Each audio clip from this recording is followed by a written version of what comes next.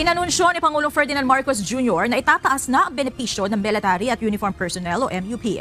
Ayon kay Pangulong Ferdinand Marcos Jr., itataas sa tatlong bahagi ang base pay ng MUP. Ito ay magsisimula sa January 1, 2026. Sa unang araw rin ng 2026, ipatutupad ang pagtataas ng kanilang subsistence allowance sa 350 pesos kada araw.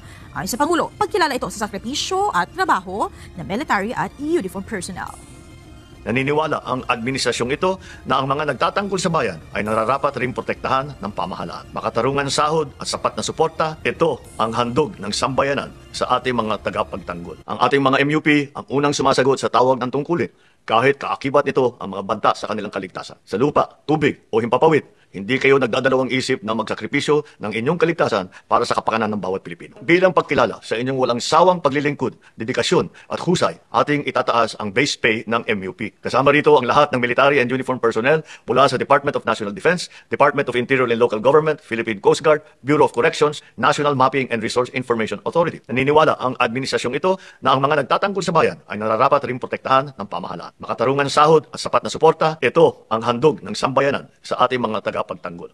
Mabuhay po kayo. Mabuhay ang bagong Pilipinas. Tinasa ni Pangulong Marcos Jr. ang basic pay ng military at uniform personnel. Simula po yan sa Enero taong 2026. Ito'y bilang pagkilala sa paglilingkod at sakripisyo ng ating pong kawal.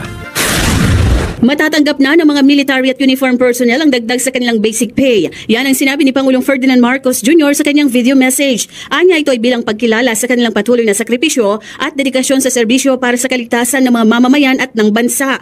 Pero kung magkano itataas ang kanilang sweldo, hindi nabanggit ng Pangulo. Bilang pagkilala sa inyong walang sawang paglilingkod, dedikasyon at husay, ating itataas ang base pay ng MUP. Inanunsyo ni Pangulong Ferdinand Marcos Jr. na itataas na ang benepisyo ng Military at Uniform Personnel o MUP. Ayon kay Pangulong Ferdinand Marcos Jr., itataas sa tatlong bahagi ang base pay ng MUP. Ito ay magsisimula sa January 1, 2026. Sa unang araw rin ng 2026, ipatutupad ang pagtataas ng kanilang subsistence allowance sa 350 pesos kada araw.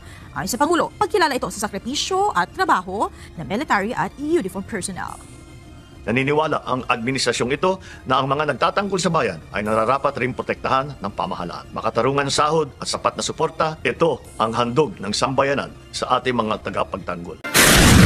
Matatanggap na ng mga military at uniform personnel ang dagdag sa kanilang basic pay. Yan ang sinabi ni Pangulong Ferdinand Marcos Jr. sa kanyang video message. Anya ito ay bilang pagkilala sa kanilang patuloy na sakripisyo at dedikasyon sa serbisyo para sa kaligtasan ng mga mamamayan at ng bansa. Kinumpirma ng Pangulo na kasama rito ang lahat ng MUP mula sa Department of National Defense, Department of Interior and Local Government, Philippine Coast Guard, Bureau of Corrections, National Mapping and Resource Information Authority.